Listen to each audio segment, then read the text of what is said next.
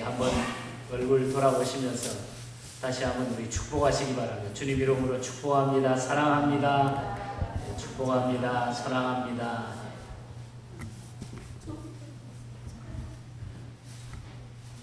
1963년 11월 23일 금요일 낮 12시 30분경에 미국의 달라스시 한복판에서 오픈카 퍼레이드를 하면서 달라스 광장 서적회사 코너를 지나던 미국의 대통령 차를 향해서 세 발의 총성이 울렸습니다. 그리고 그 다음 순간 미국 역사상 가장 큰 인기와 존경을 누렸던 뉴 프론티어의 상징 존 F 케네디가 총에 맞고 쓰러졌습니다.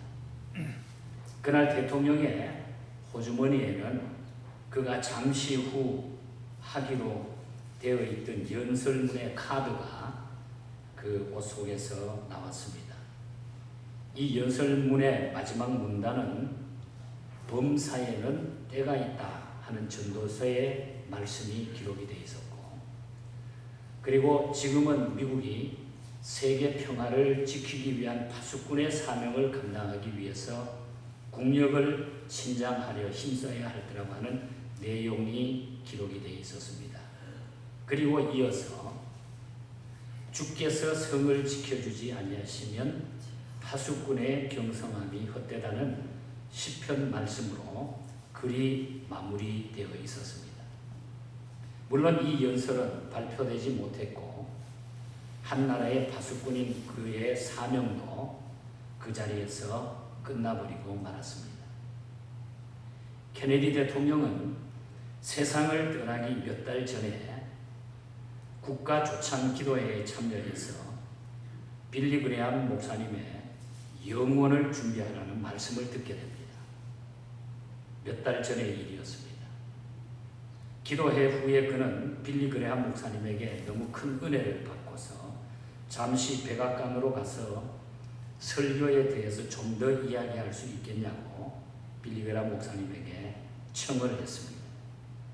하지만 그때 빌리 그레함 목사님은 몸이 좋지 않고 감기 중이어서 대통령에게 병원균을 옮기고 싶지 않다면서 다음에 이야기를 나누면 좋겠다고 사양했다고 합니다. 케네디가 쓰러진 11월 23일 이 뉴스를 접한 빌리 그레함 목사님은 순간적으로 몇 달 전 워싱턴에서 자기에게 백악관으로 가서 좀 더 이야기할 수 없겠느냐고 간청하던 대통령의 애절한 얼굴이 막 떠올랐다고 그럽니다. 그날 감기를 구실로 케네디와 더불어 영원에 대한 대화를 나누지 못하고 복음을 충분히 전하지 못한 것이 빌리 그레함 목사님으로서는 일대 최대의 후회라고 그가 쓴 책에 그는 고백하고 있습니다. 물론 지금 빌리 그레함 목사님도 이 세상을 떠나 하나님 나라에 가셨습니다. 오늘 우리가 읽은 이 전도서 3장 11장에서 3장 11절에서 보면은 성경은 사람들에게 영원을 사모하는 마음을 주셨느니라 그랬습니다. 그러나 하나님이 하시는 일의 시종을 사람으로 측량할 수 없게 하셨도다. 영원을 사모하는 마음을 주셨는데 사람으로 측량할 수 없게 하셨다. 사람들에게는 영원을 사모하는 마음을 모두에게 주셨다는 것입니다. 그렇습니다, 여러분.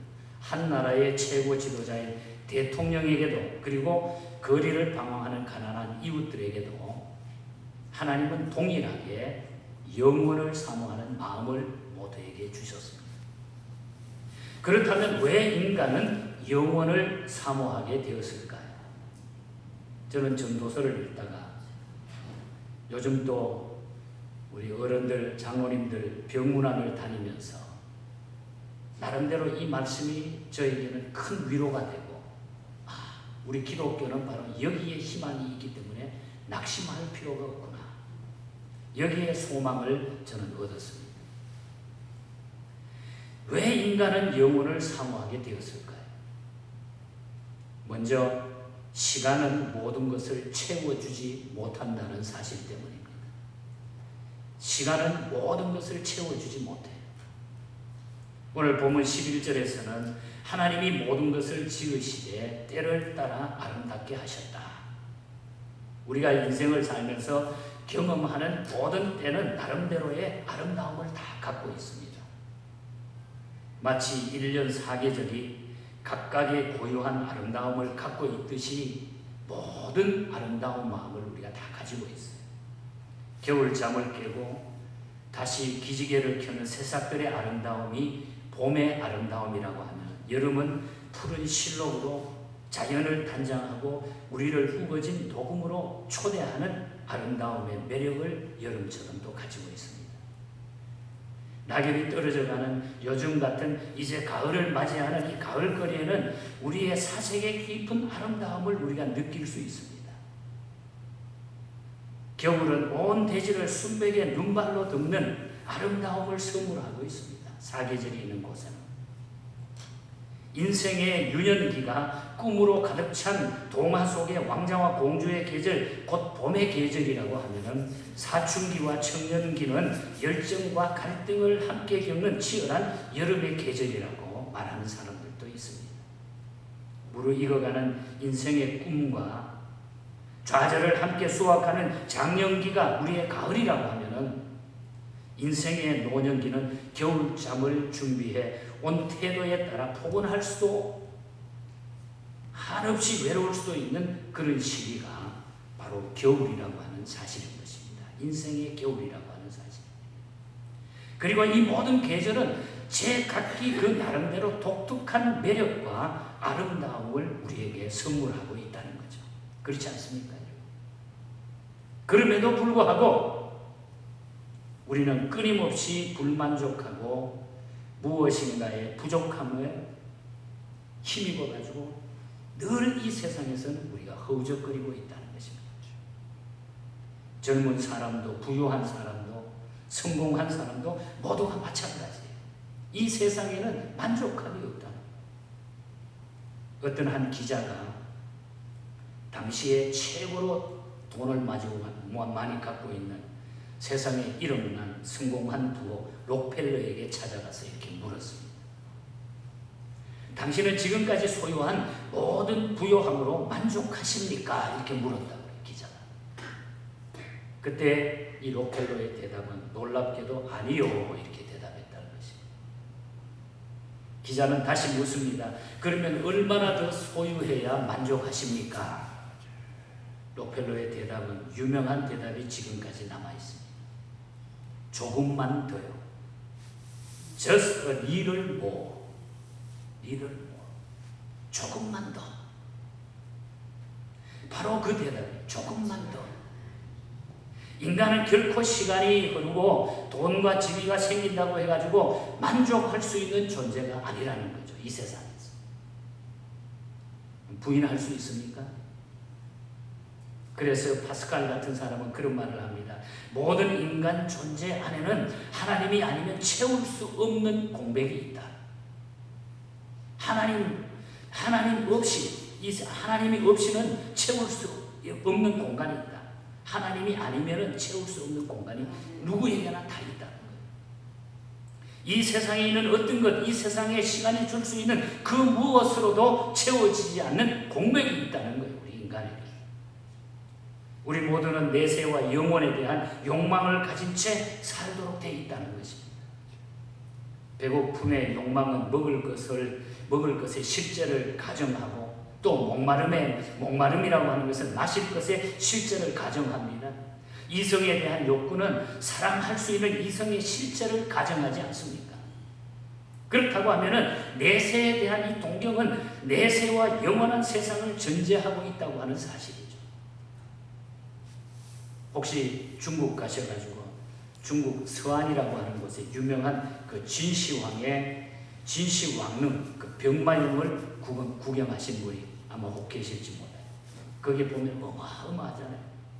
내세에 가서도 자신의 권력과 목숨을 지키기 위해서 그 치열한 갈망의 흔적을 무엇으로 말해줍니까?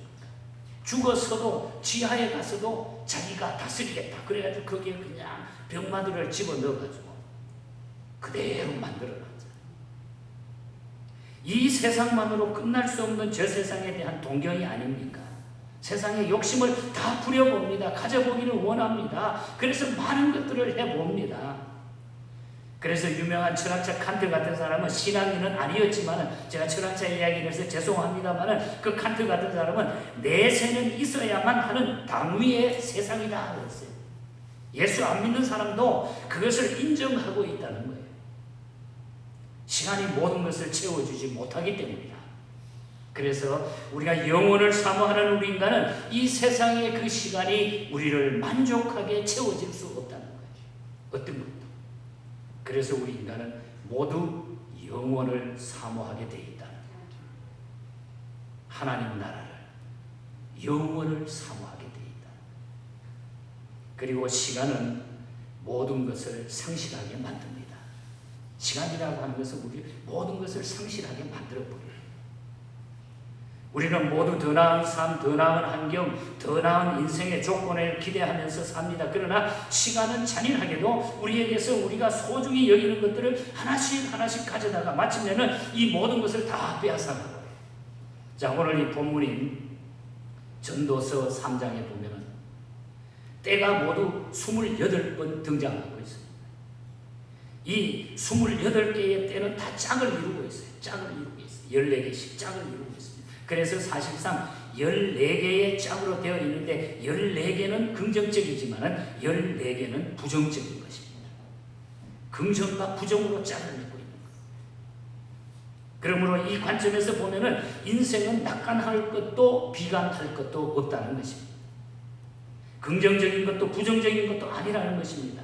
다만 우리는 끊임없는 긍정과 부정, 낙관과 비관을 반복하며 산다는 것이죠. 그러나 냉정하게 인생을 관찰해 보게 되면 인생은 죽음으로 끝나고 결국에 가서는 모든 것을 상실하는 것이 인생의 진실이라는 것입니다. 베드로전서 1장 24절에 보면 사도 베드로는 그렇게 고백합니다. 그러므로 모든 육체는 풀과 같고 그 모든 영광은 풀의 꽃과 같으니 풀은 마르고 꽃은 떨어지되. 우리 인생을 그렇게 표현했어요. 키엘 코르라고 하는 철학자는 인간을 죽음에 이르는 병이라고 했어요. 죽음에 이르는 병. 이 병을 앓는 존재가 우리 인간이라고 말을 했습니다. 자, 본문에서 우리 인생의 긍정적인 모든 것이 부정에 의해서 삼키운다고 증언하고 있지 않습니까? 긍정적인 것이 부정에 의해서 삼켜진다. 생명은 죽음에 삼키우고 심은 것은 결국 뽑히게 되고 치료받다가 결국은 죽게 되고 세운 것은 마침내 흘리게 되고 웃다가 울고 춤추다가 주저앉고 울기도 한다는 것. 거둔 돌을 다시 던지고 안았던 사람을 버리고 떠납니다. 찾은 것을 다시 잃게 되고 지켰던 것을 다시 버리게 된다고 합니다. 꿰매었던 것이 다시 찢어지게 된다는 것입니다. 말하다가도 내 입을 다물고 침묵해야 된다는 것입니다. 사랑은 미움으로 바뀌고 평안은 전쟁으로 깨어진다. 이것이 인생이다. 이것이 인생이다. 말씀이 오늘 그걸 말해주고 있다는 것이죠. 그래서 우리나라 그 유명한 가수 가운데 서울대 출신 가수라고 해서 유명했죠. 최희준 씨라고 하는 하수턴이라는 노래가 있잖아. 우리 어른들은 너무 잘 알잖아.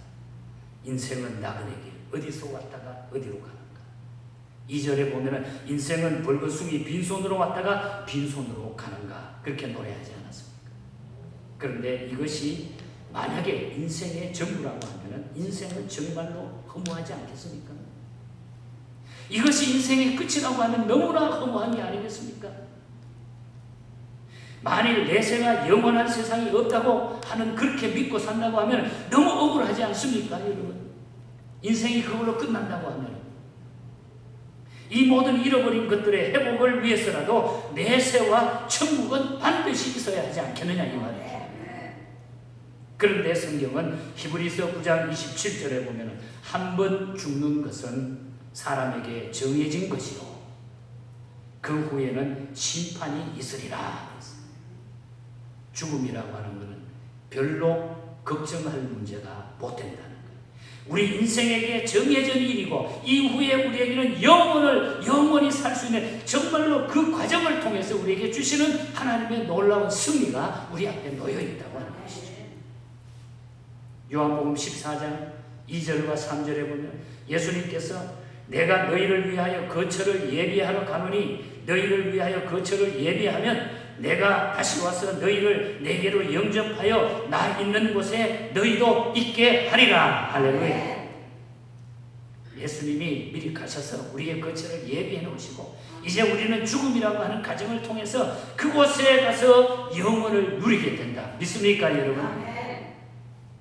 그래서 우리는 영원을 사모하게 된다는 거예요. 영원을 사모한다. 이 세상에서 잃어버린 것을 사모하지만 우리는 영원을 사모하는 하나님의 백성이라고 하는 것. 그렇다면 왜 우리는 영원을 사모하는 존재가 되었을까요? 시간은 불공평한 상처를 남긴다고 하는 사실입니다. 시간은 불공평한 상처를 남기게 됩니다. 흘러가는 인생의 흔적은 우리에게 주름살을 남기게 됩니다. 그래서 젊을 때는 팽팽하고 괜찮았는데 벌써 나이 드신 분들은 왜 이렇게 주름이 있지? 그렇잖아요. 내가 괜찮았는데. 물론 우리 어떤 데는 인사로 아유 권사님은 그렇게 어떻게 변하지 않고 항상 그렇게 젊고 예뻐요. 인사지요. 사실은 보면 주름이 생기고 어쩔 수 없는 거예요. 세월이 가면. 물론 요즘은 성령으로 이것이 많이 달라졌습니다. 여자분들에게는. 제가 얼마 전에 우리 목회자들이 모여가지고 어떤 목사님이 좀 재밌는 이야기를 잘하는 분이 계시는데 그분이 그런 이야기를 합니다. 옛날에는 여인에게 있어서는 인생에 4단계가 있었대요. 소녀 단계, 처녀 단계, 아줌마 단계, 할머니 단계 이렇게 4단계였는데 요즘은 소녀 단계, 처녀 단계, 아줌마 단계, 보톡스 아줌마로 바뀌었다. 이렇게. 보톡스 아줌마로 바뀌었다. 얼마나 웃었는지. 할머니는 없어졌다는 거예요. 할머니는 없어졌다. 그러나 얼굴 주름살은 우리가 없애도 결코 없앨 수 없는 것이 있는데 그것은 바로 마음의 주름은 없앨 수가 없다는 거예요. 마음의 주름은 없앨 수가 없어요. 이것을 우리는 상처라고 말합니다. 마음의 주름은 상처라고 말합니다. 우리는 모두 살아온 세월의 흐름만큼이나 상처를 다 간직하고 있습니다. 상처 없는 분이 여기 누가 있어요? 다 상처를 간직하고 삽니다. 억울한 일, 배신당한 일, 사기당한 일, 빼앗긴 일, 짓밟힌 일, 학대당한 일, 매맞은 일, 이 모든 상처가 우리 인생을 힘들게 하지 않았습니까? 지금도 그 상처를 가지고 있는 분들이 있지 않습니까? 그러나 시간을 넘어서 영원히 존재한다고 하면은, 천국이 존재한다고 하면은 인생의 평가는 달라질 수 있다는 거예요. 천국은 인생의 모든 상처가 치유받고 위로받고 회복되는 세상이 천국입니다. 여러분 믿습니까? 여러분 우리가 천국에 가서 제일 먼저 하게 될 일이 무엇일까요? 천국 가면 그것은 치유와 회복입니다. 요한계시록 21장 4절에 보면은 그는 우리의 눈물을 씻겨주신다. 사망과 애통을 패하신다. 다시는 사망이 없고 애통하는 것이나 곡하는 것이 없고 다시는 아픈 것이 있지 아니할 이 세상에서 새롭게 해주신다. 이렇게 약속을 했어요. 천국 가면 우리에게 모든 마음의 상처, 우리가 가지고 있는 고민했던 모든 마음의 상처들, 어려운 이 일을 다 치유해 주시고 회복해 주신다고 합니다. 그래서 우리는 영원을 사모할 수밖에 없게 되어 있다. 그 천국이 없다면 세상은 얼마나 불공평하겠습니까, 여러분? 이 천국의 소망을 소유하고 천국의 주인이신 예수님을 만난, 제가 설교를 준비하다가 과거에 좋아했던 자매의 노래인데 송명희 자매, 여러분 잘 아시지 않습니까? 이 송명희 자매의 다시 유튜브에 들어가서 이분에 대해서 자세히 한번 내용을 다시 한번 알아봤어요. 장애신 송명희 자매는 하나님을 공평하신 하나님이라고 노래하고 있습니다. 공평하신 하나님. 본래 이 송명희 시인은 태어날 때 의사가 태아의 뇌를 집게로 잘못 건드려가지고 신체의 움직임을 조절하는 노쇠가 이 조그만 쇠 뇌가 제 기능을 다하지 못해가지고 일생을 내성마비 장애인으로 살아갑니다. 뇌를 건드렸으니까 내성마비가 돼버린 거예요. 그래서 7살 될 때까지 너무너무 가난해서 우유 한 병 먹지 못하고 누워 지내면서 10살이 겨우 넘어서 숟가락을 잡게 됐다. 모든 것이 너무 절망스러워서 사춘기 시절에는 자살을 몇 번 기도했어요. 죽으려고. 그러다가 나이가 17살 되던 때에 죽더라도 어려서부터 부모 따라 교회에 나갔기 때문에 하나님 만나고 내가 죽어야 되겠다 이 생각이 들었다. 그래서 결심하고 하루에 몇 시간씩 목숨을 걸고 기도하면서 하나님의 이름을 부르다가 마침내 하나님을 만나고 영원 가득히 비춰오는 빛을 경험하게 됩니다. 거듭난 인생을 살기 시작한 이 송명희 자매는 그 마음에 시가 탄생하고 노래가 깃들기 시작했습니다. 살아야 할 이유를 발견한 것입니다. 그녀는 온몸을 비틀면서 하나님이 마음에 불러주시는 시를 막 받아쓰기 시작한 거예요. 이렇게 탄생한 시가 바로 나라고 하는 시입니다. 나 가진 재물 없으나, 나 남이 가진 지식 없으나, 나 남에게 있는 건강 있지 않으나, 나 남이 갖고 있지 않는 것 가졌으니, 나 남이 보지 못한 것을 보았고, 나 남이 듣지 못한 음성 들었으며, 나 남이 받지 못할 사랑받았고, 나 남이 모르는 것 깨달았네. 공평하신 하나님이 나 남이 가진 것 다 나 없지만은 나 남이 없는 것을 갖게 하셨네. 공평하신 하나님. 송명희 시인은 공산품 제조기처럼 다들 똑같이 살아야 할 것이 공평하다고 생각하지 않고 천국에서 우리가 각자 받을 영광이 다르다고 고백을 하고 있는 것입니다. 그래서 그녀는 이런 시를 마지막에 남기기도 했어요. 웃는 게 다 기쁨이 아니며 우는 게 다 슬픔이 아니다. 하나님은 슬픔으로도 기쁨을 만드시고 하나님은 죽음을 생명으로 바꾸십니다. 오늘 이 전도서의 기자도 동일한 약속을 우리에게 전달하고 있는 것입니다. 우리의 슬픔이 변하여 춤이 되게 하시는 분, 우리의 질병을 고치시는 분, 우리가 잃은 것을 찾게 하시는 분, 우리의 미움을 사랑으로 변화시키는 분, 우리의 전쟁을 평화로 만드시는 분, 우리의 모든 상처를 온전히 치유하시는 분, 그분이 바로 치유 하나님 여호와 라파이시라고 오늘 고백하고 있다고 하는 사실입니다. 그분의 온전하신 치유가 완성되는 나라가 바로 영원한 나라, 곧 천국인 것입니다. 오늘 우리 헌금송을 우리 중창을 했습니다만 버틀러 목사님이 만든 그런 노래입니다. Where Jesus is, this heaven there. 예수가 있는 곳이 바로 천국입니다. 이런 원제목. 예수가 있는 곳이 바로 천국입니다. 오늘 예수 믿는 사람은 바로 그 천국에 사는 것입니다. 예수가 있어야 됩니다. 이곳이 this heaven, 그것이 천국입니다. 예수님이 계신 곳이 천국입니다.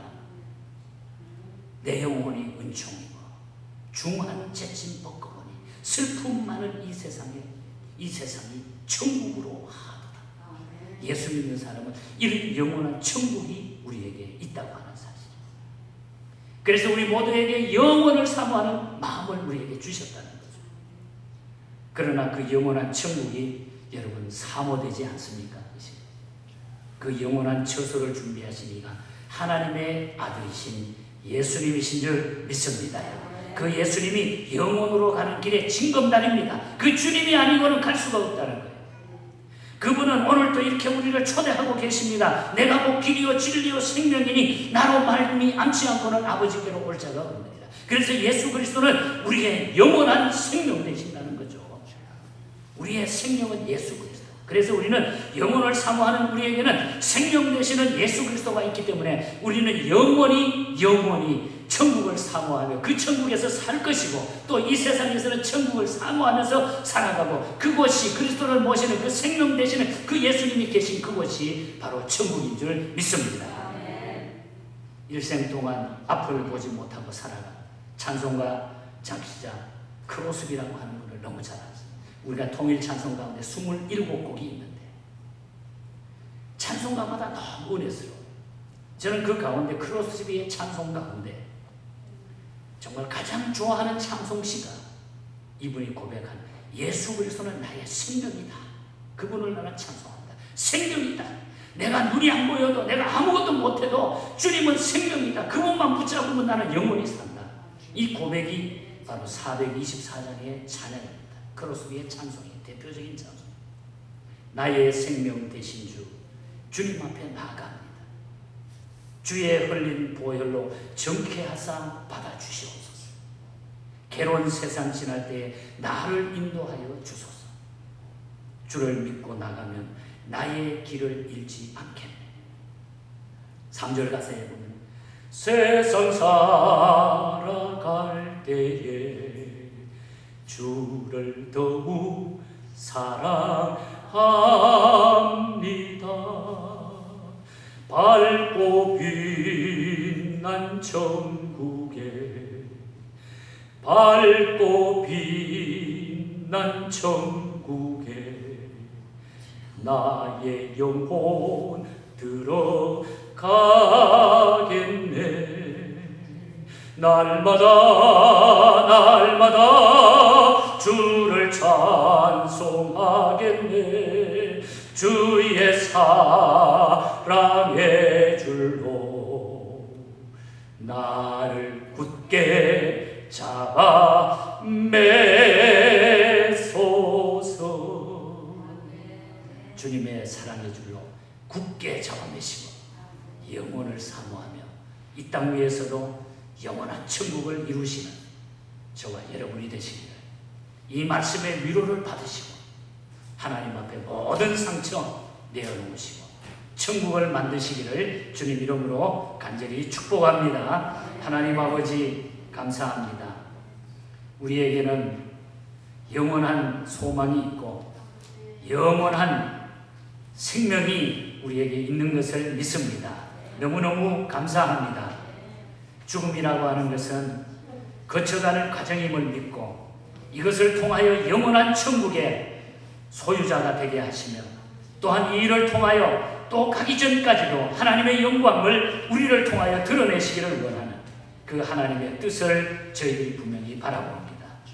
예수님이 계신 그곳 바로 천국입니다.